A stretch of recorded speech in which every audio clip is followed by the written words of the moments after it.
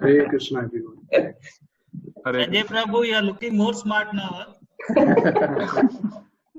I look more like a homeless nomad. No, more than now we are looking good. Well, as you all can see, the quarantine has definitely gotten the worst of me.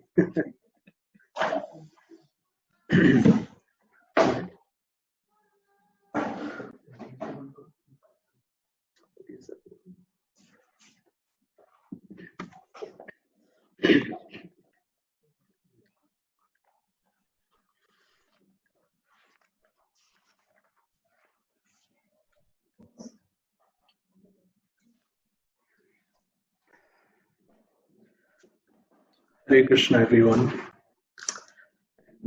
Hare Krishna, Sanjay Prabhu. Hare Krishna. It's very nice to be here and speak to everybody about the glories of great Vaishnavas during this pandemic. As you all know, the current situation outside, what we all are bearing witness to. This reminds me of one verse from the Padma Puran.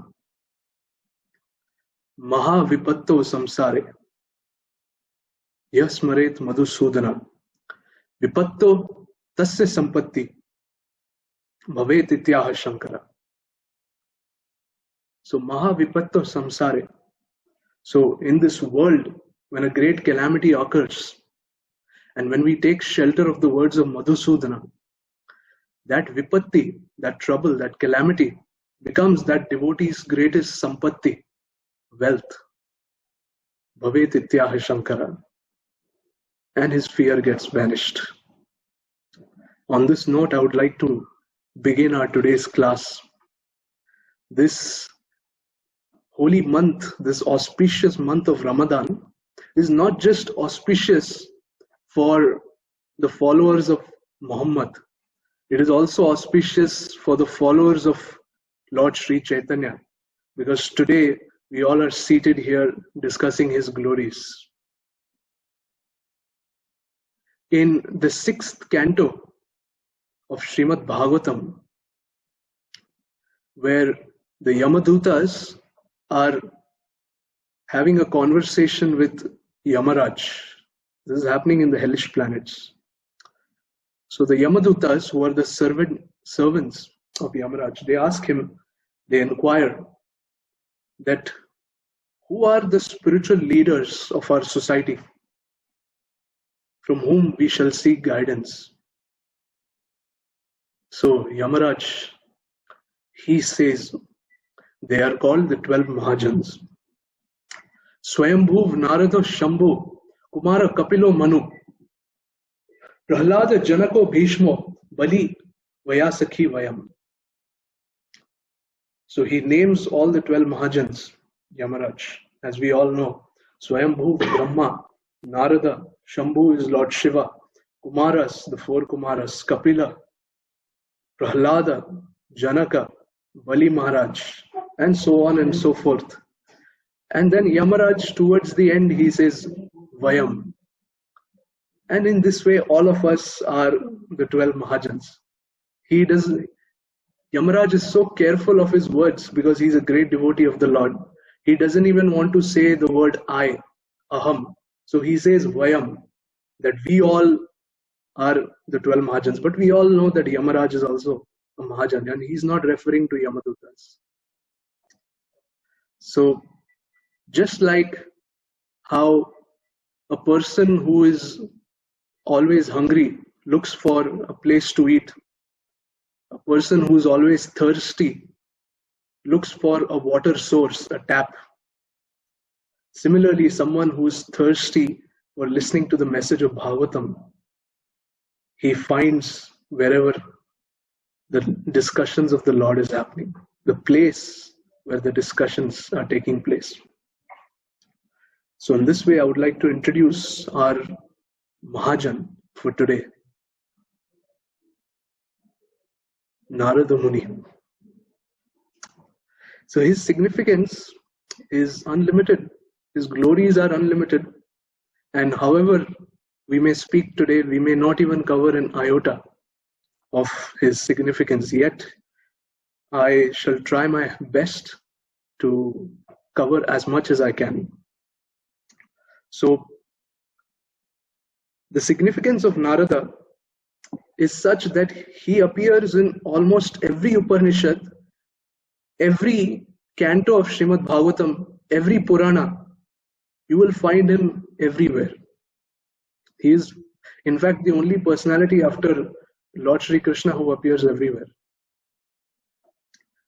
And we will discuss about his character sketch in this modern day and age, how everybody through films, through daily soaps and cartoons have made an image in their mind of who Narada really is, which is not really true.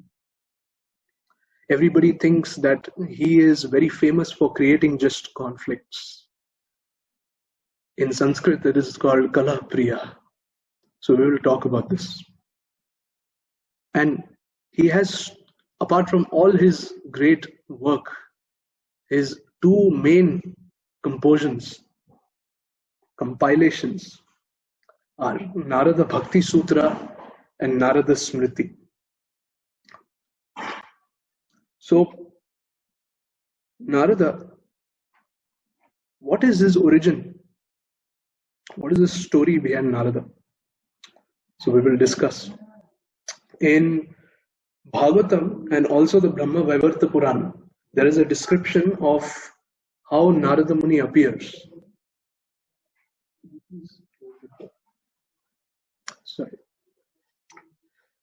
A brief description of Narada's birth is given in Srimad Bhagavatam between a conversation of Suta Goswami and Shaunaka Rishi. And in that conversation, they are referring to another conversation between Lord Brahma and Narada. So Narada, who was already a liberated soul, one day he went and he spoke to Brahma that you have created so many beings. You have created the four Kumaras, and although their nature is such that they are meant for a higher purpose, they are meant for practicing the art of renunciation, yet you want them to go and produce children in the material world, to beget children. So I don't think this is right, oh my dear father, as they are meant for the path of renunciation. So saying so, he bows his head down, and when he gets up, he sees that Lord Brahma his eyes are red. He's so angry. Anger has overcome him. And Lord Brahma, in his mood of anger, he pronounces a curse to Narada. He says that, "Oh Narada, you will become bereft of all intelligence. You will become like a dancing dog in the hands of beautiful women. Indeed, you will be the husband of 50 charming girls, and you will become expert in the art of sexual enjoyment, and you will teach the art of gratifying women. So your name will be Upabaharna, and you will wander through the forests with beautiful women for 100,000 years." So this was the first curse that he pronounced. And then after that, the next curse was that after this birth, you will become a son of a maidservant. And after completion of that life, you will return back and you will assume your position as my son again. You will be reinstated. So Narada, his intention was pure. And he was an ascetic. Mind you all, Narada is already a liberated soul. So Lord Brahma has pronounced a curse against such a pure devotee who is faultless. So Narada, with tears in his eyes, he tells to his father that, "Oh my dear father, I'm an ascetic and you have pronounced a curse against me for no fault of mine. So because you have done so, I shall pronounce a curse to you." because your curse is justified in me cursing you in return. This is given in the Brahma Vaivarta Puran Bible. So he says that because of my curse, worship of you and chanting of your prayers shall disappear from the surface of earth. Indeed, for a period of 3 kalpas, no one will worship you within the 3 worlds, and you will be deprived of your share of sacrificial offerings. Only demigods will worship you. So as you all know, even today, there is only one temple of Lord Brahma in India, and even nobody goes there. So Brahma is not really much worshipped. There is no significance of his worship given in the Vedas or in the Puranas or Upanishads because of this curse which was pronounced by Narada. Because Narada is a pure devotee. So immediately after this curse was pronounced, Narada, he assumes the body of a Gandharva. And Gandharvas are those spiritual entities who are very expert in singing and dancing. So there, in Mahabharata, there is a description of Arjuna during the 12 years of exile. And during that 1 year of exile, when he went to the heavenly planets, that time Indra, he told Arjuna that now it is time for you to learn the art of music, the art of singing and dancing. Such art doesn't even exist, and the people of earthly planets don't even know about this. So this is Gandharvas for everyone. So Narada, he also, in his form of Upabharna, he was enjoying with all his wives. They were all the daughters of a great Gandharva king. And years passed, and Upabharna on one occasion went to Brahmaloka to attend a grand festival.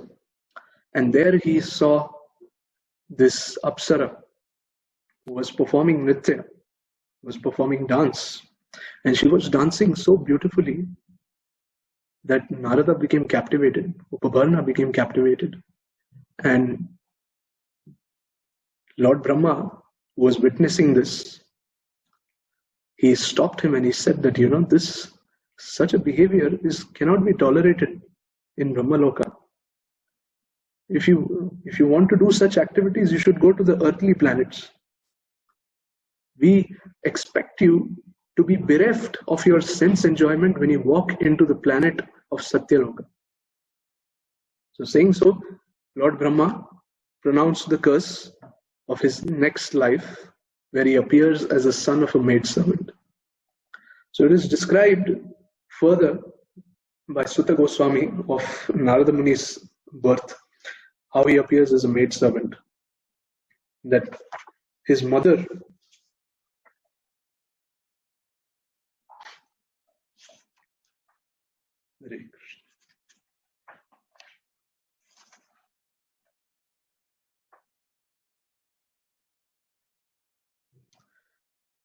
Kalavati, she approached the great sage Kashyapa because her husband was an impotent and she wanted to bear a child. So in those ages, they used to approach an ascetic, a sage, for begetting children. This is completely forbidden in the age of Kali Yuga. So Kashyapa, there was a great episode that happened, and Kalavati, she begets a child from the seed of Kashyapa. And that child, because his source is Kashyapa, he becomes a great devotee. And he's effulgent like Brahman. And they name him Narada. Narada, right from his birth, was a very auspicious child. he always would sing about the Lord. He would draw paintings of the Lord on the ground, and he would offer whatever he would eat to the Lord. And whenever his mother would call him for food, he would say, "Sorry, I'm busy doing worship of the Lord." So one day, 4 Brahmanas, who are like 5-year-old boys, the 4 Kumaras, they came to the home of Kalavati, and Kalavati was serving them. And in their association, Narada Muni's heart developed. And one time, when they were all honoring Prasadam, and after they honored Prasadam, Narada Muni, he accepted their eminence. And by accepting their eminence, his heart became transformed. All of a sudden, he was overcome with love for God. Before departing, Sanat Kumara reveals to Narada a special mantra to chant. This is even confidential to the Vedas, what mantra he was given. But this mantra was capable of to keep Narada bereft of hunger, thirst, and sleep. So one night, Kalavati, she went out and she was bitten by a snake and she died. But because she remembered Krishna, she immediately stepped onto a chariot of the Vishnu Dutas and she proceeded to higher planets. And Narada, knowing that now his household responsibilities have completed, he moves to the north. He starts walking to the north and he begins his meditation for several years, remembering the Lord by chanting the mantra. And at once, at the completion of his meditation, the Lord appears in his heart. He is seated on a throne with all his associates surrounding him, the gopis, the cowherds. He is beautifully dressed. And Brahma, Shiva, Narada. Narada sees himself in that form. They are serving Krishna. And Narada, he's enjoying this. He's drinking the nectar of this form. And immediately this cloud dissipates in his heart. And he has been meditating on this form for so long, and now this is gone. So he became so desperate, he began to cry. And the Lord within his heart spoke out. And he said, "My dear Narada, this form that I have just shown you, you will not see this form again in this lifetime.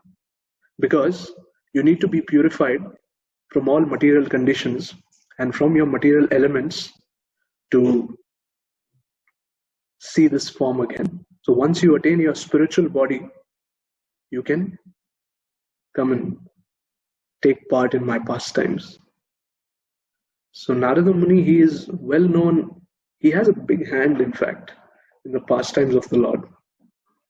So now we will be diving into his appearances in significant places in Bhagavatam. Starting with Narada Muni in the first canto. As we all know, Narada Muni is the reason why we have Srimad Bhagavatam today, which is accessible to all of us, because he inspired Vyasadeva. Srimad Bhagavatam emerged from Narada to Vyasa. This description is given in the 4th, 5th, and 6th chapter of the first canto. And in the 4th chapter, it's almost setting the scene where Vyasadeva, he has compiled all the Vedas, all the Puranas, all the Upanishads, all the Itihasas, the Mahabharata, which is great work, This is colossal work to be done in a lifetime. But he is dissatisfied. So he's so despondent. He's thinking, why out of all this work, I'm still not getting the pleasure that I seek. What could be the cause? And thinking so, at that point, Narada appears. and he poses a question to Vyasadeva. He says, are you satisfied by identifying the body and the mind as objects of self-realization? So in a very mild way, he is chastising Vyasadeva that why did you do so much? Because you yourself know that in the next age, in Kali Yuga, people will be short-lived, their intelligence will reduce.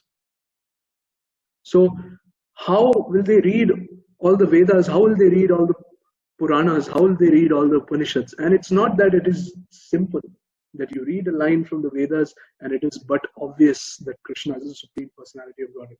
The Upanishads, they are made for intellectuals. So there are a lot of paradoxes, there are twists and turns. You need an expert to break through that philosophy to give you the juice, the real nectar of the content. So Narada, he chastised Vyasadeva. Why did you do this? And he inspired Vyasadeva of what to do next.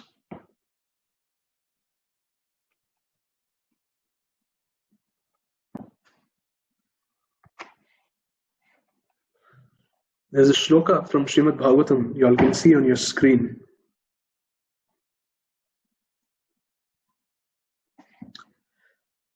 So Narada Muni, he speaks this verse from the 5th chapter. Idham hi pumsas tapasa shrutasya va sviktasya shruktasya cha buddhi dattayo avikchito rita kavibhir nirupito yaduttama shloka gunan varna. Can someone read the translation? Yeah, I'll read it. Sure. That's learned circles have positively concluded that the infallible purpose of the advancement of knowledge, namely austerities, study of the Vedas, sacrifice, chanting of hymns, and charity, culminates in the transcendental descriptions of the Lord, who is defined in choice poetry. So, thank you so much, Amit Prabhuji. Thank you. So, the Lord, what Narada Muni is saying, that the Lord who's glorified by choicest verses in poetry must be glorified by your talent, O Vyasadeva. That you must now glorify the Lord for the benefit of the people, because in this age, people will not have the time to read through all the Vedas and understand and then put to practice that knowledge. So make it simple, Vyasadeva. Can you simple it down, the knowledge? And that's where Srimad Bhagavatam comes. There is an analogy given by Srila Prabhupada that just how a boat which is not anchored is always swayed by the ocean, is shaken by the waves. Similarly, a mind that is not anchored to God will always be restless. Vata hata. So this is very important, because we may go everywhere to all avenues trying to seek pleasure. But if our mind is not anchored to God, then everything is but a zero. Our life is nothing but a zero. So Narada Muni, he instructs Vyasadeva, Samadhinam anusmara vicheshtitam. Samadhinam, samadhi. Vyasadeva, now you do samadhi. Anusmara. Anusmara means smaran karo. Remember. Remember. And what should you remember? Vicheshtitam. The glorious activities of the Lord, and describe them.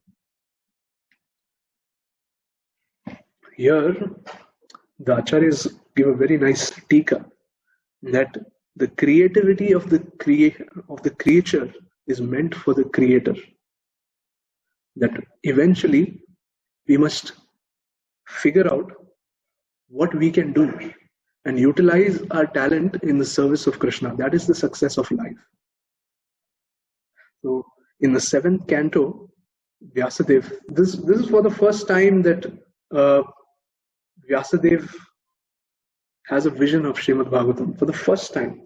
This appears in the 7th canto, where Vyasadeva is meditating and he gets a description of the Lord, the Supreme Personality of Godhead, who's a controller, and Maya Devi, who is being controlled by the Lord. And this scene, this description appears in 5 verses in the 7th canto. And that is where Srimad Bhagavatam emerges.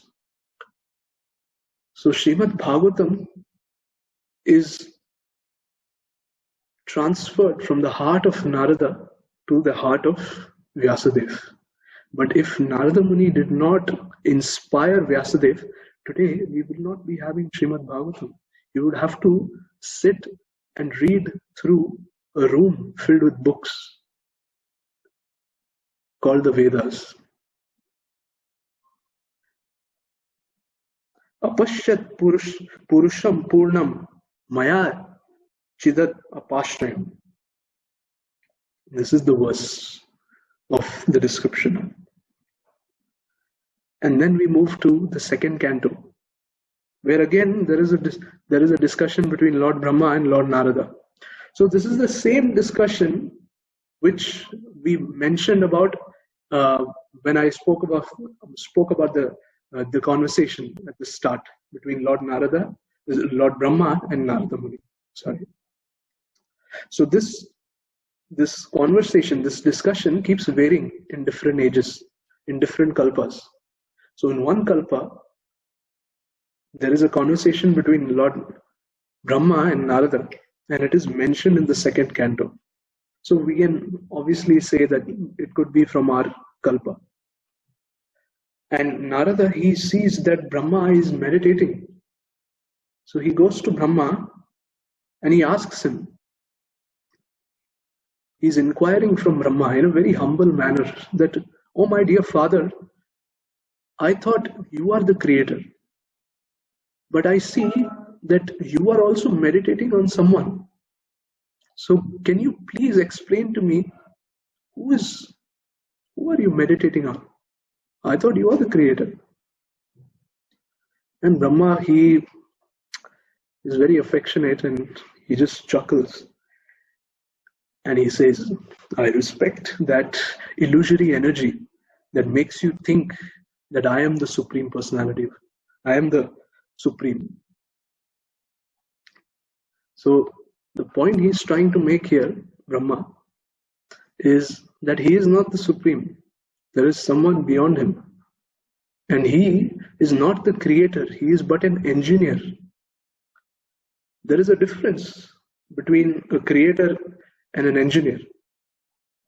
A creator, he creates the material.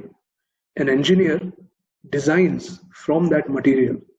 It is very important to distinguish between the two, because we talk about the origin of the 5 gross senses, the 3 subtle senses, the 3 subtle elements, the 5 gross elements. So one can talk about the periodic table, one can talk about the metals, the minerals that are present in the mountain. But we are not creators. This has been created by the Lord. This facility, the resources were provided by the Lord. And Brahma, just being a facilitator, an engineer, on the instruction of the Lord, does the creation on behalf of the Lord. So Brahma is just a position that is occupied by a qualified soul. It could have been you, it could have been me. As we all know, we pass through 8.4 million species. We have been dogs, we have been cats, we have been so many insects, so many species in our lives. We have also been demigods. So we also have the potency of being Brahma. So Brahma definitely cannot be a creator because he's a jiva.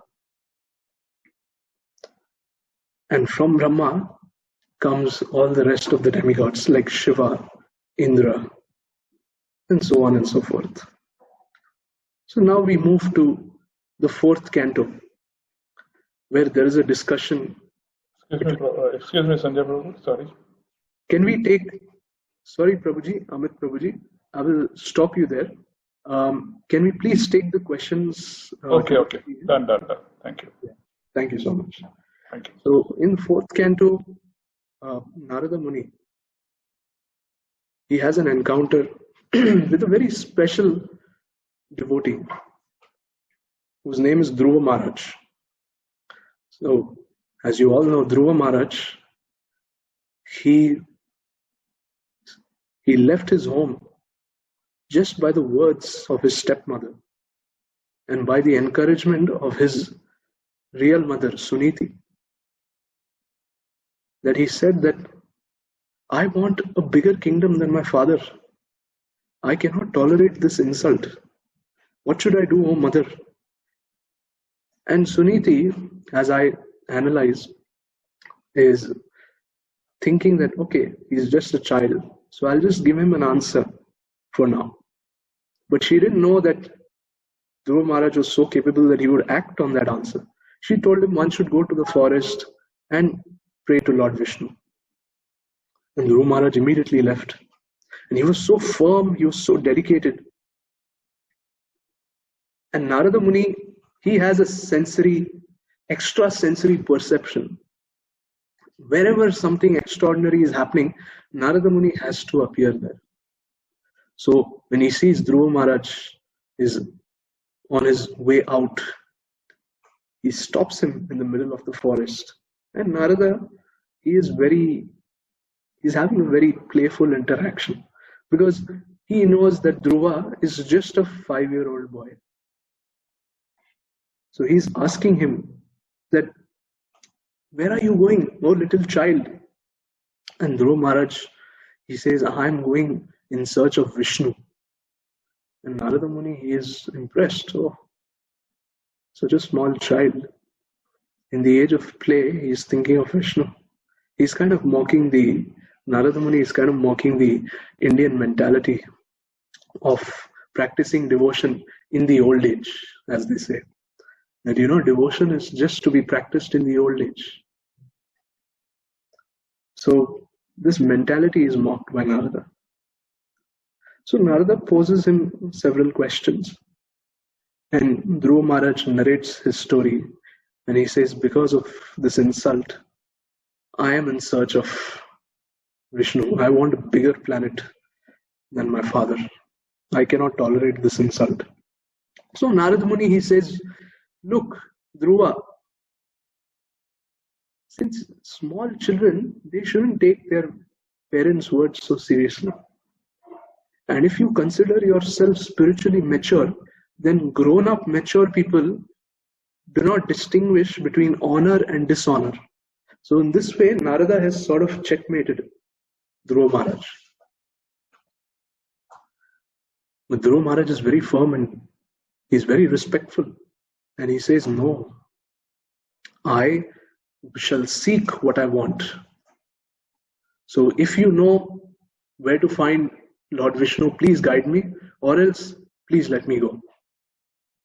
So seeing that Dhruva Maharaj is so firm and he's unshaken, Narada decides to instruct him. And he says, all right, please chant this mantra, Om Namo Bhagavate Vasudevaya. And he glorifies Dhruva by saying, Aho Kshatriya Tejasam Manabhangam Amrishatam. That how glorious these Kshatriyas are for not tolerating insults, for not tolerating dishonor. What is honor? Described, honor is what enables oneself to act honorably, to act with a sense of conscience. So someone who cannot tolerate dishonor is a Kshatriya. So dishonor seeks recourse by honorable means. So here, Narada instructs Dhruva Maharaj on what to do. So this mantra we must understand, Om Namo Bhagavate Vasudevaya. People don't really realize what we have access to. We think that we sort of underestimate the holy name, the Hare Krishna Maha Mantra. In fact, I was listening to this lecture by Vidwan Gaurang Prabhu. He's is a god brother of my parents, and he's an excellent devotee from Mayapur. And he was stating in one of his classes of the difference between Namatmaka mantra and Shuddha Nam. Namatmaka mantra is that mantra. Firstly, let us define what's a mantra. Mantra means Trayate iti manaha, something that liberates the mind. So there are various kinds of mantras. So we have Namatmaka mantra, which is not completely the name of the Lord. It is mixed with other tools, we can say, other names. So it is not fully Shuddhanam. Yet, because his austerity was so intense, Dhruva Maharaj got to see the Lord in 6 months. So we can imagine, we have the Namatmaka mantra, but today because of Sri Chaitanya Mahaprabhu and because of the mercy of Prabhupada, we have access to Shuddhanam, which wasn't revealed either in the scriptures or by great devotees. They would just practice only Bhajananandis, and great ascetics would know this. But because of Chaitanya Mahaprabhu, because he was so merciful, he said, I don't care about a person's caste, I don't care about the person's past, present, I don't care where he comes from. Whoever you see, he was instructing Nityananda Prabhu and Haridas Thakur. Whoever you see, you give them this message. Chant the names of Krishna. Worship Krishna. Krishna is your mother. Krishna is your father. Krishna is your life. Dhana Pran. Krishna is your only wealth. So in this way, Dhruva Maharaj achieves what he wanted. But he's not famous because he saw the Lord, or because of his austerity, or because he was so firm and dedicated. He is glorious and he is famous because when he returned back to his kingdom, he had no animosity against his stepmother and stepbrother. He was very calm and composed. And this is a sign of someone who is advanced in Krishna consciousness. This is a sign of a pure devotee. There is a shloka in the 12th chapter of the Bhagavad Gita. Adveshta sarvam bhutanam maitraha kuru naivachin. And we move to the 7th canto, where Narada Muni it is described. Now we are moving towards the appearance of Prahlad Maharaj. Narada Muni, he is so eager to preach. You can see the eagerness of. I've seen a lot of lion preachers in my time, but I've never read of someone so eager to preach. It is said Narada Muni is so eager to preach that he doesn't even wait for a person to be born. So when Kayadu was arrested by all the demigods, such powerful demigods, she was so fearful because the demigods thought that now is the opportunity that we can get the upper hand by killing the son of Hiranyakashipu, who is already in the womb. Because if he comes, the father is already a big Rakshasa. Combined with his son, they will create havoc. So let us put an end to this. And as soon as Narada, he appears there and he speaks to the demigods. He says that Prahlada is this soul in the womb of Kayadu, is going to be a great devotee of Vishnu. Because the demigods respect Narada so much, they left Kayadu. And Kayadu was very surprised that all these powerful people, they just left her. So definitely, if they have done this personality, Narada, must be a very powerful person.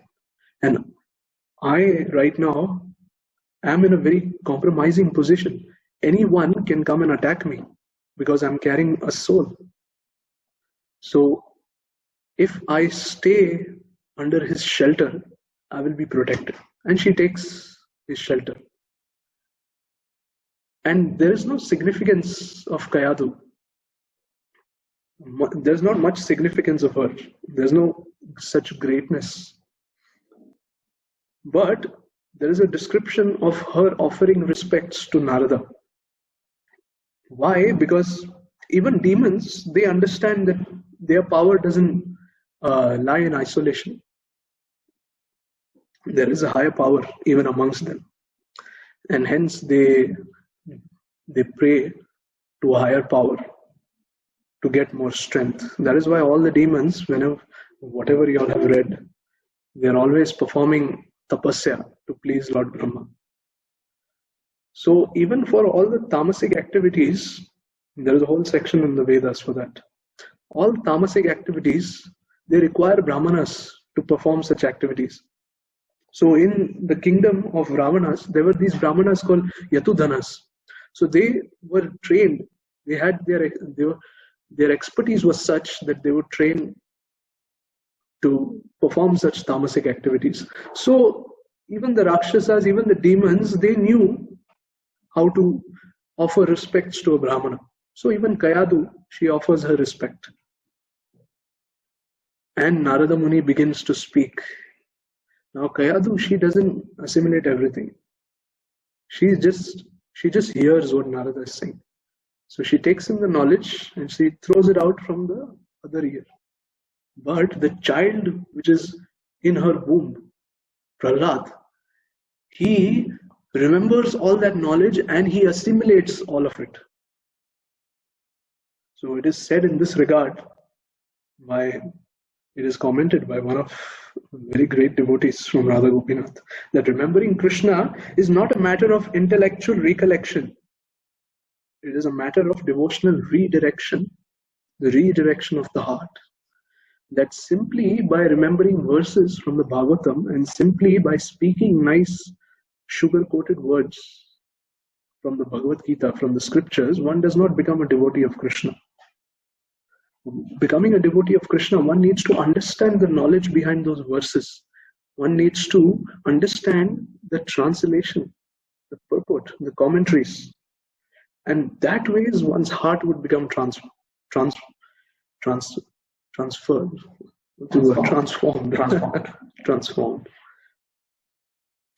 So the appearance of Prahlad Maharaj is given briefly in the 5th chapter of the 7th canto. And then the episode of Gurukul is given in the 6th chapter. The appearance of Nrsingadev is given later in the 8th chapter. And Prahlad Maharaj's prayers to Nrsingadev is given in the 9th. So Narada Muni, he says, I bowed down to a personality like Hiranyakashipu. That is very important to understand what he means when he says this statement. Because Narada Muni is not a personality who will simply bow down to anyone. He is a great Vaishnava. It is said that in Treta Yuga, when Ravana was busy killing all the human beings, that time Narada Muni appeared and Ravana saw someone as an obstacle in his path. So he showered Narada with arrows, and those arrows, they disappeared in the body of Narada. And Ravana was shocked. He said, I did so much tapasya, I'm the strongest personality in this universe. And I was Chai Kampani in front of this personality. Who is this personality? So Ravana has a very good quality. If he sees someone is equal to him in strength or more powerful, he wants to make friends with them. He wants to build an alliance so that he can fight his enemies. So he invites Narada on his chariot, makes him sit, and he very humbly is inquiring from him, oh Narada, where did you get this strength? You don't seem like a warrior, you're a Brahmana. And Narada says, yeah, because I'm just chanting the names of Lord Vishnu. And Ravana, he says, no, sorry, that is not possible for me. So Narada Muni, he inquires from Ravana. He asks him that, So what are you up to? Ravana, he says, well, I'm out on a revolution, a revolt. I want to conquer this world. So I'm waging a war against all the demigods. And Narada Muni, he said, why are you busy fighting with all these human beings? They are mere mosquitoes, all these kings. If you want to fight someone, go and fight Yamaraj. Because if you defeat him, you would have defeated death. And he encourages Yamaraj, he encourages Ravana in this way, and he proceeds. Now here, one may think, okay, Narada is now creating conflict. Why was it necessary for him to create unnecessary conflict between Ravana and Yamaraj? So why is he acting as a Kalapriya?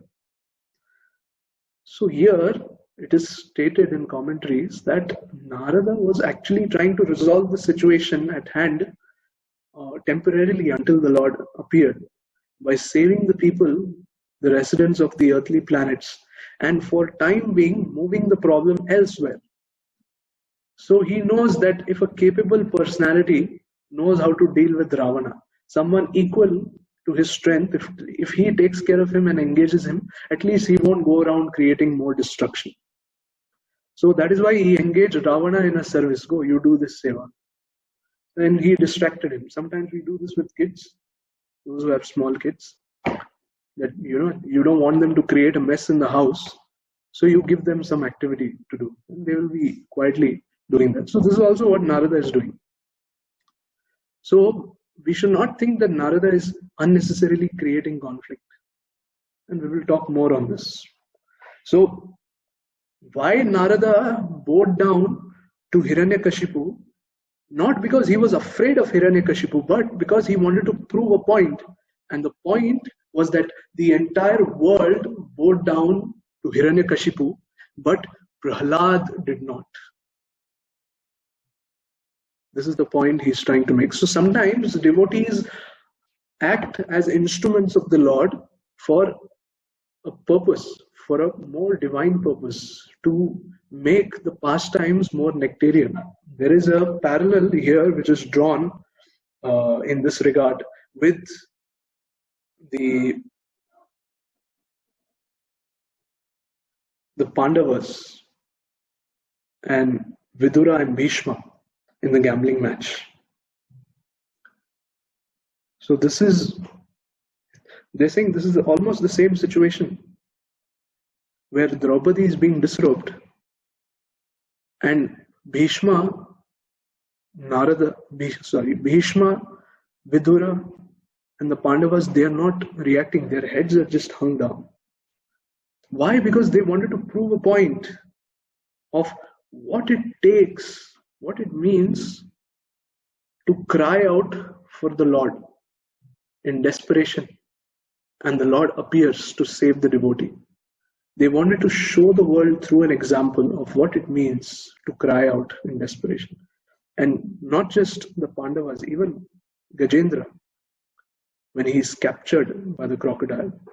So here there are several examples, and we will be talking in detail about the disrobing in my next session of Bhishmadev. So Prahlada, who is not afraid of Hiranyakashipu being this mighty demon standing against this 5-year-old boy, Prahlad. So when you see someone who's so strong standing against someone who's so weak and frail, you must be thinking there must be someone who is more intelligent, who is more strong behind this person. So Hiranyakashipu obviously was not dumb. So he inquires from Prahlad towards the 8th chapter that when I move my eyebrows, the demigods, they are trembling. But I see you are unshaken. You are so fearless and you stand in front of me. You're provoking me to kill you. So who is the source of your strength? Like this, Hiranyakashipu is inquiring. So here it is stated in a commentary that we think the Lord is the best amongst the beings in hierarchy. in terms of power, in terms of strength, when we talk about the opulences, he is the best of the best. Actually, this understanding is incomplete. Because if we think like this, then also another counter argument can come, okay, if someone tomorrow is more stronger or has more wealth, then he can replace the Lord. But Lord is not just the best amongst the beings, he is the basis of all the human beings. In the 10th chapter of the Bhagavad Gita, Krishna is saying, Yachapi sarva bhutanam bijam tadaham Arjuna. I am the generating seed for all moving and non-moving beings. I am the basis, Arjuna, for all these living beings, not just the all-powerful personality of Godhead. So this is what Prahlad Maharaj is also telling to Hiranyakashipu, that the Lord is not just stronger than you, he is also the basis of both you and me. Our sources of strength are the same, oh my dear father. And in fact, you don't have any enemies. Your only enemy is your uncontrolled mind and your uncontrolled and misdirected mind. So it's a very beautiful adjective that Prahlad Maharaj uses. Uncontrolled and misdirected mind. And so on and so forth. The episode happens in Nrsimhadev. But what glories of Narada that he inspired a son of a demon to become the world's greatest devotee. Chaitanya Mahaprabhu during his time would only read the 7th canto of Srimad Bhagavatam. Why? Because of the significance of Prahlad Maharaj. But if Narada Muni did not speak the Bhagavatam to Kayadu, then Prahlad Maharaj would have never happened. So the point I'm trying to make here is that there is no greatness in preaching or inspiring someone who is already capable. Greatness is in fact in inspiring and supporting and building someone who is from zero to hero. The training academies these days, they post a lot of advertisements of toppers. But we must understand that they themselves hire toppers and then they train them. So there is no greatness in that. In fact, if you train someone who is dumb and intelligent and then you make him a topper, that is the greatness of the teaching. And this is something that is displayed in ample amounts by Narada. And we proceed towards the 10th canto, where Devaki and Vasudeva are already imprisoned. And Kamsa is awaiting for the 8 children. And Devaki and Vasudeva have given birth to the first son, Kirtivan. And Vasudeva, he brings the child to Kamsa. And Kamsa, he becomes so moved in his heart. He says, "Oh, Vasudeva, you have kept your word. I am so pleased with you. You do one thing, you keep this child. I don't want this child. It is the 8th son, right, who is destined to kill me. You keep this child. This is just the first son." So when this happens, Narada appears. And Narada, he appears and he comes with a flower. And he shows the flower to Kamsa. And he says, "Oh, my dear Kamsa, can you tell me which is the first petal and which is the 8th petal?" So Kamsa, he became bewildered. He says, "Oh, I didn't understand, Narada. Can you please explain?" And Narada says, "How does it matter who is the 8th child? It doesn't matter. Any of the 8 sons can kill you. These devatas, they are very cunning. They are very good at twisting their words. So you shouldn't take that they just meant the 8th son will kill you. Any of those 8 sons can kill you." So saying so, Kamsa becomes so enraged. He doesn't want to take a chance. So he goes and he immediately kills the son. So we may meditate on this. We may think, oh, is Narada responsible for the death of all those 6 children? Because it is he who provocated Kamsa. So actually there are multiple reasons to this. The 6 children that were killed by Kamsa, They were in fact heavenly beings. And they were cursed to appear in the material world. They were sons of Marichi, the grandsons of Brahma. And the shorter their lifespan on earth, the quicker they return back to the heavenly planets. So we must understand that they came to fulfill a particular purpose of a curse. So Narada Muni, he accelerated their term of curse by immediately getting rid of them. So as soon as they left their bodies, they got back their position in the heavenly planets. But this is not the only reason. There is another reason, that by killing those sons, Kamsa generates more papa. Because when you call Krishna to kill a demon, that demon also has to be of some caliber. He can't just be some gabbar from Sholay. He has to be of a great caliber. He needs to be doing destruction in great ample amounts. Then only Krishna comes. You only call the CEO of the company when there is great trouble, when you're in grave danger.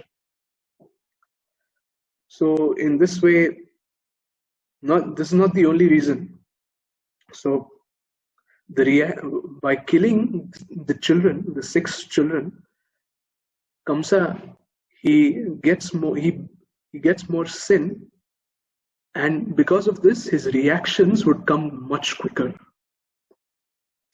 And if the children were not killed, then Devaki and Vasudev would not beget them. They would take much longer to beget all the children. They would take their own time. But because the kids were being killed, so they were begetting children much quicker. So in one sense, Narada was trying to accelerate these. He was trying to speed up the appearance of Lord Sri Krishna, so that Kamsa's activities are ended once and for all. So Narada, in this regard, is known as Kala Priya, but also he is not known as Kala Priya. Instead, he is known as Krishna Priya, because for Krishna, if he has to raise a conflict, he will even do it, because he is a pure devotee of Krishna. There is an example in Maharashtra of a sannyasi, a great sannyasi. That sannyasi, he was instructed by Vitthala to step down and become a grihastha. And that sannyasi, he said, "Oh my dear Lord, how can I do that? I am a sannyasi." But Vitthala, he convinces him. He says, "Oh, there is no one else more capable to beget a qualified child who can go later and spread the word of Krishna. So I need someone who's capable enough to do that, perform that responsibility." So the sannyasi agrees, and a child is born. But the society, they are not happy with the sannyasi stepping down. They're very upset. Because when a sannyasi steps down, it is mentioned in the Srimad Bhagavatam, that is as good as accepting your own vomit, that which is thrown out of the body. So the son who was born was known as Gyaneshwar. You all must be knowing. So Gyaneshwar Pandit is well known for his compilation of the Gyaneshwari, which is the original Bhagavad Gita. So when the society had outcasted him and they wanted to figure out whether he is capable or not, they asked him to prove his innocence. And that time Gyaneshwar Pandit, he touched the head of a bull, and the bull started reciting Gyaneshwari, the Bhagavad Gita. So this is the significance of a great devotee. But my point here is that sometimes the devotees of the Lord may perform activities which may be misunderstood by the society. But they are okay with being misunderstood because they are following the instructions of the Lord. Here the sannyasi had two options.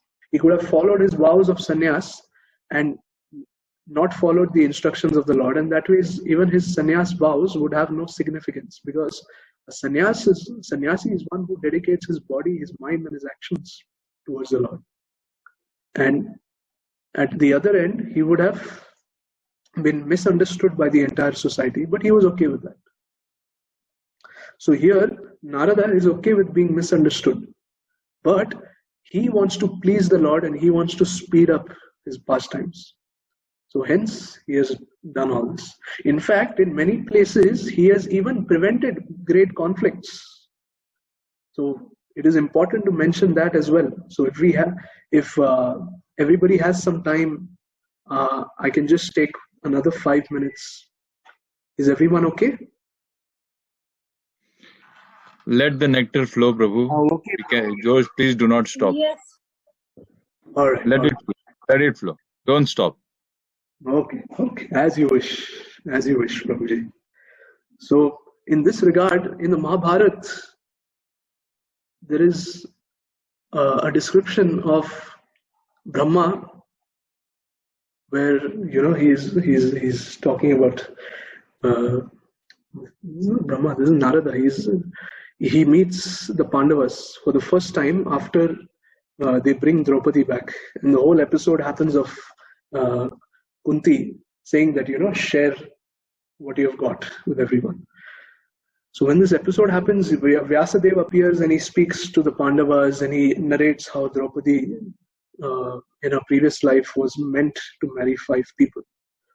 So that is why she is now marrying all the Pandavas. And this is but the reaction of what she bore. So the tapasya which she was doing now in this life, it has bore fruit.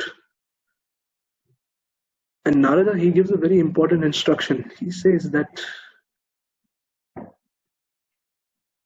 there were 2 demons. And these 2 demons, they were actually brothers. And they were given a boon by Brahma that nobody will be able to defeat you, nobody will be able to kill you both, only you both can kill each other. That is the condition. And they were best of friends, they were the best of the buddies. So you can never imagine that these 2 would ever kill each other. So all the demigods, they were so worried that what is going to happen now. So they approached Brahma, they said, you just give the boon and you disappear. And we have to face the consequences. And then Brahma says, don't worry, I have a solution to this. And an Apsara is sent. This is something that happens even in the material world. 2 best friends, one girl comes and finished. So Apsara comes and this demon says, nahi, ye teri bhabhi hai. That demon says, no, ye teri bhabhi hai. And they are having a conflict, and that conflict turns into a war and both kill themselves.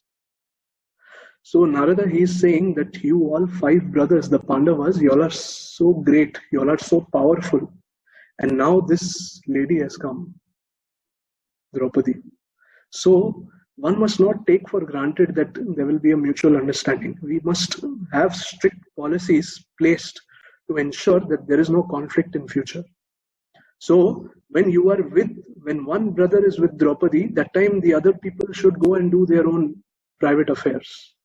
And if anyone ever interjects or interferes when one of them is engaged, then they have to go for 1 year vanvas. And this is what happens. Arjuna, he has to go to save the cows for the Brahmana, and he walks in.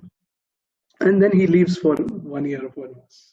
So the point being that Narada doesn't just create conflicts, although he creates conflicts only for the Lord, but he even prevents great calamities. So in this way, it is stated in the 10th canto in Gopal Champu, which is a commentary by Jiva Goswami, that Narada, he meets Krishna before he departs for Vrindavan. He recites to Krishna all the future events that is going to take place, all the future pastimes. He recites to Krishna. And one may think, okay, that what is the use if someone already knows what is going to happen in future? Where is the joy? So the devotees, they say that The joy is not in remembrance of new information. It is in fact in new recollection. So every time when you remember the same pastimes of the Lord, there are new recollections, there are new realizations, the same pastime. That is why you see in ISKCON temples, there is only one Hare Krishna Mahamantra that is sung every day, one Mangala Arati sung every day. But there is new experience, new recollections every single day. You feel, oh, I am having a new experience every single day. So this is something that Narada is experiencing, and he instructs Krishna that it is time for you to leave Vrindavan and go and perform the duties that you were called in this world for. Because Krishna, he forgets his purpose, and Krishna, he is saying that, oh, I cannot leave. How can I leave all these Brajavasis? And Narada, he instructs him that the demigods, they called you, oh my dear Lord, you were called for a different purpose. So because Narada in this regard is an elder and Krishna is just a boy, so Krishna, he accepts the instruction of Narada and he proceeds for Mathura. So Narada, in this way, he inspires Lord Krishna to go and fulfill his other purposes, and he enables the gopis to experience love and separation. This is analyzed deeply in the Narada Bhakti Sutra. So Narada Muni, he causes the manifestation of Krishna and his pastimes at various places throughout the world at different ages. And wherever the pastimes of the Lord are taking a dramatic turn, Narada Muni appears there and makes it even more dramatic, even more flavored. He accelerates the pastimes of the Lord so that the Lord he comes faster and he's present for more time. So we can analyze that even this missionary zeal of Narada, because Narada used to travel everywhere. He is the only personality who can travel in any corner of the universe. So this missionary zeal of traveling and the literary zeal of writing of Vyasadeva, both these qualities combined and came in one personality who walked amongst us in the planet by the name of Srila Prabhupada. So Prabhupada had these qualities. During his last few years, he circumambulated the world 14 times just to deliver the souls, because his heart was burning with compassion for all these souls. He would spend his entire day speaking about Krishna to people who came to meet him, and he would spend his entire night speaking about Krishna for people who did not come to meet him by writing books. There are many writers who talk about their experience of writing, and they say, it's what Prabhupada did is extraordinary, it's superhuman. That how can someone, while traveling or while at the middle of the night, translate such great, profound purpose? Putting together everything from any corner of the Shastra. Quoting Prabhupada is like a lawyer. He has the art of quoting cases from any nook and corner of the world, any nook and corner of the Veda. So this spirit of selflessness, this and tireless devotion which was embodied by Narada, was also embodied by Srila Prabhupada. And to conclude, there is a conversation in the Bhagavatam and in Mahabharata between the Yakshas and Yudhishthir Maharaj. The Yaksha, he asks Yudhishthir Maharaj that Kaha Pantha, what path should we follow?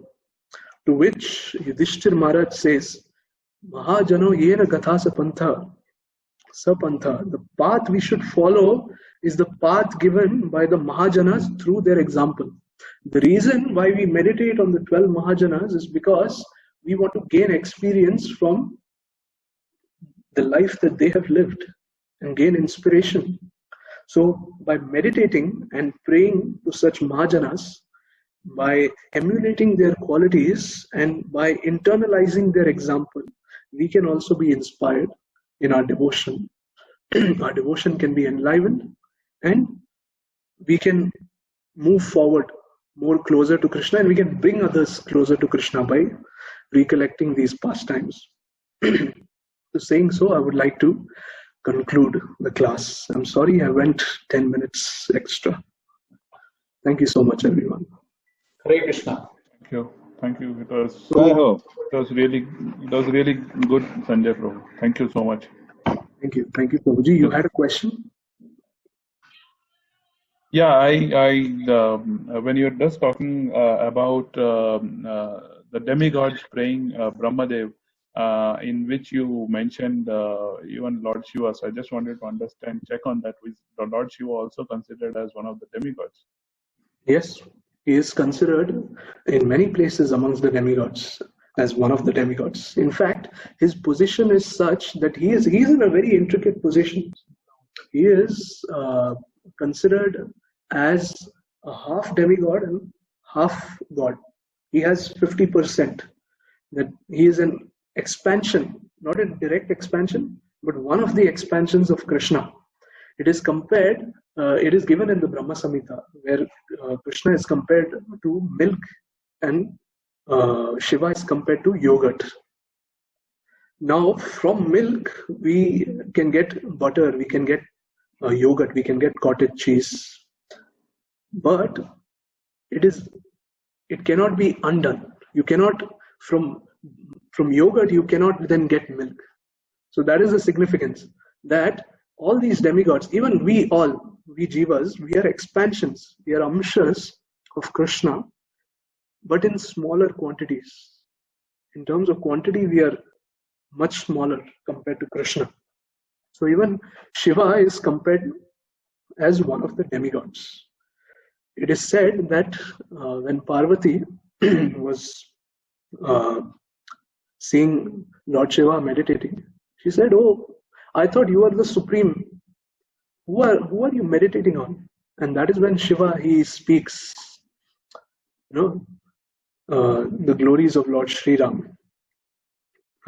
He says that there is only one supreme personality of Godhead, and he is Bhagavan Sri Ramachandra. And that is the Lord whom Lord Shiva always meditates upon. So Shiva is one of the best devotees of Sri Krishna in this regard. So we consider him as one of the demigods, as a subordinate.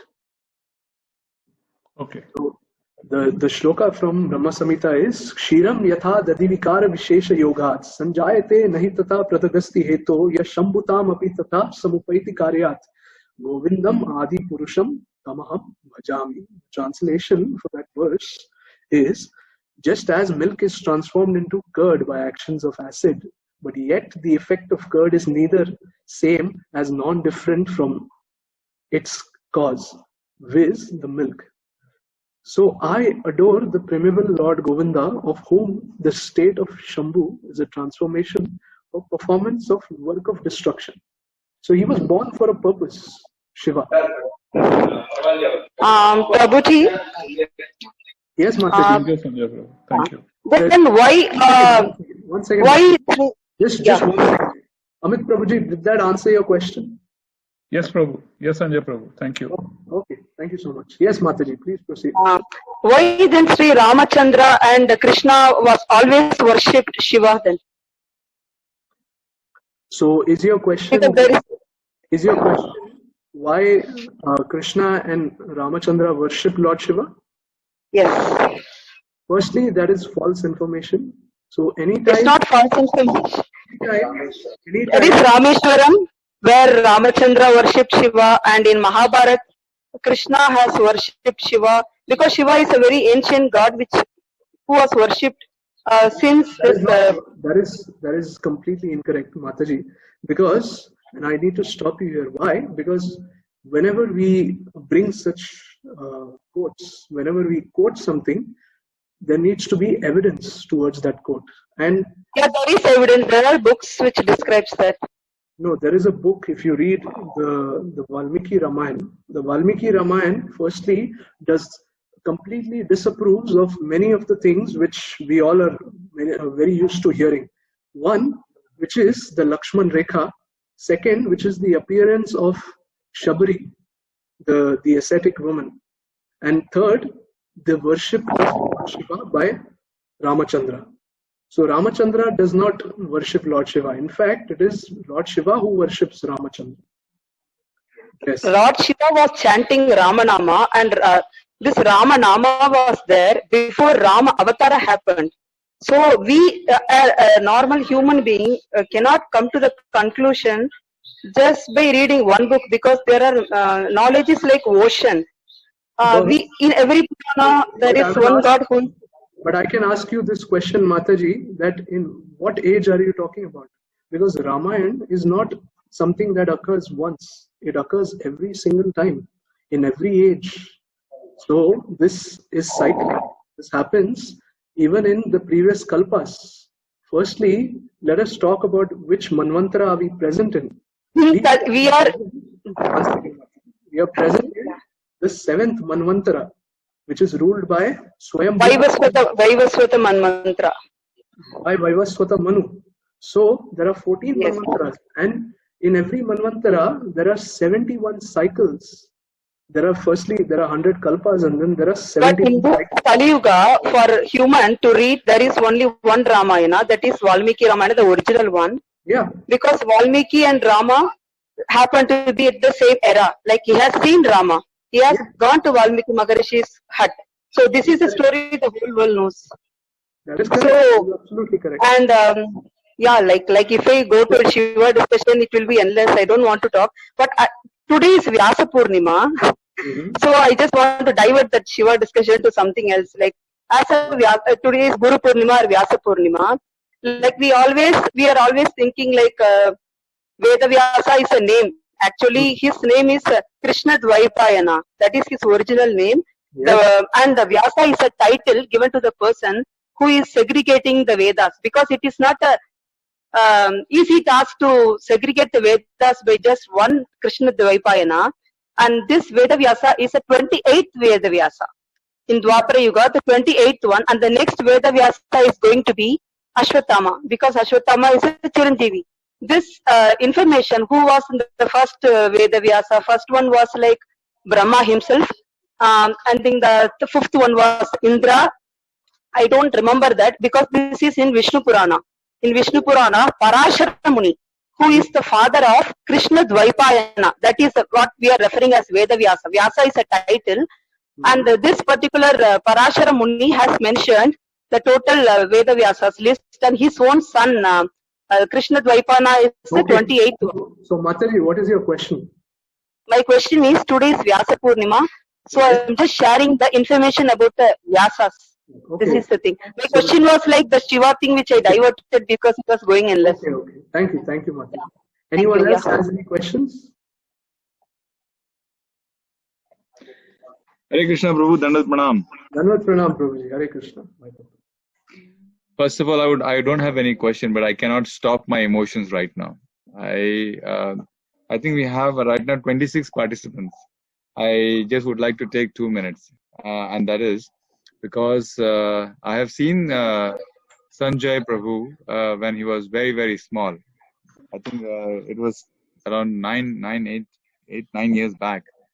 And today he is sitting on a Vyasa Asan, and he was just sharing such an amazing pastimes of Narad Muni. I cannot believe, my wife cannot believe this. This is fantastic, fabulous. So the only one thing that I could match this particular moment is Sukdev Goswami. So when, as I believe all the participants would know by now who's Sukdev Goswami and who's Vyasdev. So Vyasdev is the father of Sukdev Goswami. Yesterday and day before yesterday we were hearing the Vyasdev, that is Vinay Mukunda Prabhu, and today we are hearing Sanjay Prabhu, which is so sweet. The nectar is just flowing, and I think Prabhuji, you should really take these kind of classes quite often, regularly. So we all should get really purified with your classes. So thank you so very much from the bottom of my heart, from the entire family here in Kuwait. We would like to really thank you for such an amazing preparation. What wonderful pauses, excellent pastimes. This is just amazing. I cannot expect anything more than this. So all glories to Saguna Mataji and Vinay Mukund Prabhu, and all glories to your preparation and your mood. You have set a bar for my children over here in Kuwait on what to do and how we can prepare ourselves. And for preparation, it is not the overnight preparation, it is the preparation from the childhood. And I can feel it. So thank you so very much for setting that particular example for all of us. Prabhuji, one layman question. Just 1 second, Prabhuji. Just 1 second, Muthu Prabhuji. Indian mythology, it is. Just 1 second. Firstly, I would like to. Firstly, I'm in a very great position. Prabhuji has put me in a very great spot by giving me, just this. Firstly, I don't deserve any of this credit. All of these credits go to those devotees who have truly trained me, have given me this knowledge. And Bhagavatam itself is so nectarian. Nigama kalpataru galitam phalitam, galitam phala. Sukha mukhad amrita drava samyutam pipata Bhagavatam rasamalaya muhuruhu rasika bhuvi bhavuka. And the Bhagavatam itself is so glorious, and it is spoken by Shukadev Goswami. That is why it is so great. And so this Bhagavatam, it is nectarian because it is spoken from the tongue of Shukadev Goswami, and not, I'm just repeating what is already told. So Baba Prabhuji, he would say all this because he loves us. He's very compassionate. He's very merciful, and he always has good things to say about me. And I thank him dearly. I accept all his compliments, and I would like to offer all those compliments to my Guru Maharaj, Ralnath Swami Maharaj. Thank you, Baba Prabhuji. Right. So as I mentioned, I would like to request humbly, by bowing down, to please continue, and again please maybe some other topics you can I'm looking forward for Bhishma Dev's pastimes, and many more to come, many more to come. I have a very, very high expectations from you. I hope I can match those expectations from you. Certainly, by all means. Hare Krishna. Thank you so much. Please yes, continue. I'm sorry for the interruption and sorry for taking everybody's time. No. Sorry. Please continue. Yes, Muthu Prabhuji, please speak. Yeah, Prabhuji, actually, it's a layman question. According to Hindu mythology, like when you go to Kashi and Rameshwaram, first Kashi and second Rameshwaram, and if you take a holy dip, your soul is considered to get moksha. And even that is what is everyone's wish, that go to Kashi, go to Rameshwara, and take a holy dip, and you get your moksha. And what do you have to say about it? Firstly, I would like to point out there is nothing known as mithya or mythology. You can definitely use a different connotation. You can say history. Mahabharata is not a mythology. Mahabharata is history. If there are any engineers sitting here in our call today, you all would know that the radioactivity in a nuclear power plant comes from the fission and fusion of an element called uranium. And uranium has a life cycle of, can anyone tell me? What is the life cycle? Even I am an engineer. So that is the reason why I asked this question, because my family god is Vaidishwaran, who is Lord Shiva. And that is the reason why I asked this question. Yes. So I will just conclude what I'm saying, and then I will answer your question, Prabhuji. The life of uranium is 5,000 years. And Mahabharata exactly happened 5,000 years, and there are still radiation traces in Kurukshetra at the present day. So we cannot call these things as mythology. Mythology means something that doesn't exist. So the actual the actual connotation that you can use would be the history, itihasa. And now to answer your question of the significance of Kashi and Rameshwaram, definitely these are the, why just Kashi and why just Rameshwar? There are 108 tirthas where you go, you dip into the Ganges and you can attain the spiritual abode. This is the significance. And if you leave your body in Varanasi and in Kashi, you will see many of the people, when they die, they fall on their left side, because in their right ear, Lord Shiva chants Gaura, Gaura, Gauranga, Gauranga. So Lord Shiva is actually liberating all the souls. So you are definitely correct that when you go to Kashi and Varanasi, you get liberated. But that is not all. That is not all.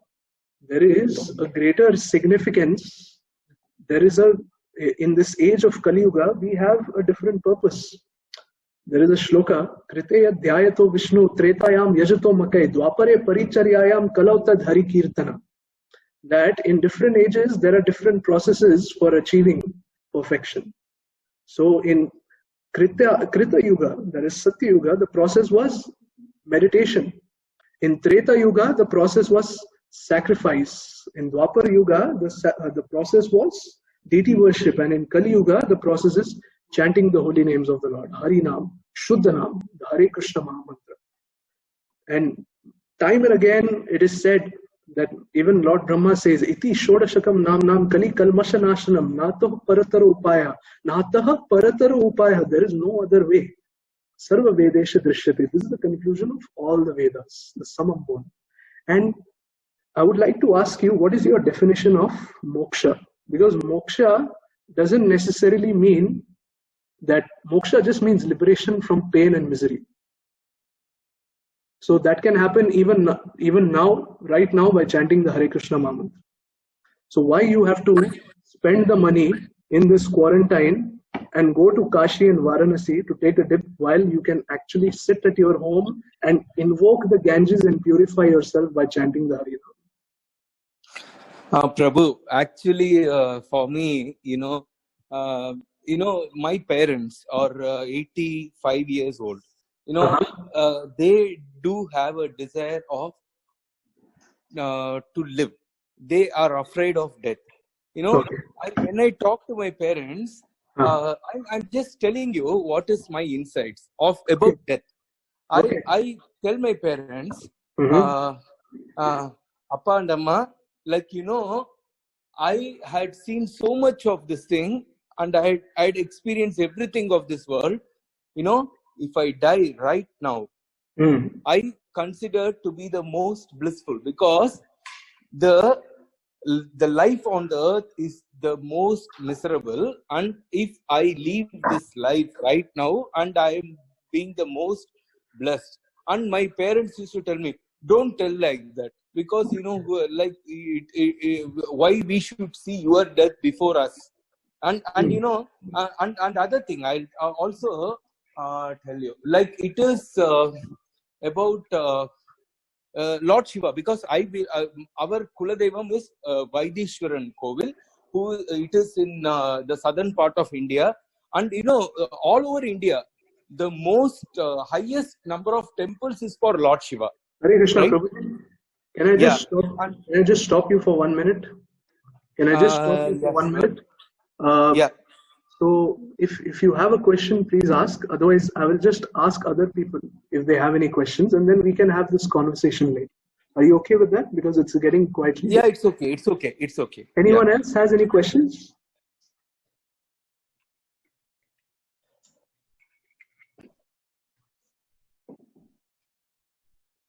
Okay. If not, then if anyone has any other questions, please post it on the group, and I will ensure to answer your questions. And I look forward to seeing you all in the next session of Bhishma Dev. Thank you so much for bearing witness and participating in this class and giving your association. Thank you. Thank you. Thank you, Sanjay Prabhu. Thank you. Proud of you. We are proud. Thank you, Sanjay. Thank you. Hare Krishna. Muthu Prabhu, you can post your question and he will reply you, Prabhu. Yeah, or you can call him because all are waiting. No? Okay, Mataji. Yes, I will do that. Yeah, no problem. Yeah. Hare Krishna, Prabhu. Hare Thank you very Krishna. much. It was really Hare grateful. Before everybody, can you Hare Krishna Mataji, thank you so much. So can we just chant few times? Just 3 times we chant for everybody. Everybody, those who are in distress, in pain, in this penultimate. So please, can we just chant 3 times? Mahamantra. Hare Krishna, Hare Krishna, Hare Krishna, Krishna Krishna, Hare Hare Hare, Hare Rama, Hare Rama, Hare Rama Rama, Rama, Hare Hare, Hare Krishna, Hare Krishna, Krishna, Krishna, Hare Hare Hare Rama, Hare Hare Rama, Rama, Rama Rama Rama, Rama, Hare Hare Hare, Hare Hare Krishna, Hare Krishna, Krishna Krishna, Krishna Hare Krishna, Hare, Hare Hare, Hare Rama, Hare Hare Rama, Rama, Hare Rama, Rama Rama, Rama Hare Rama, Hare. Hare Hare. Srila Prabhupada ki jai. Jai. Thank you very much. Please Thank you, bless Mataji. him. Bless him. Yeah. Thank you, Mataji.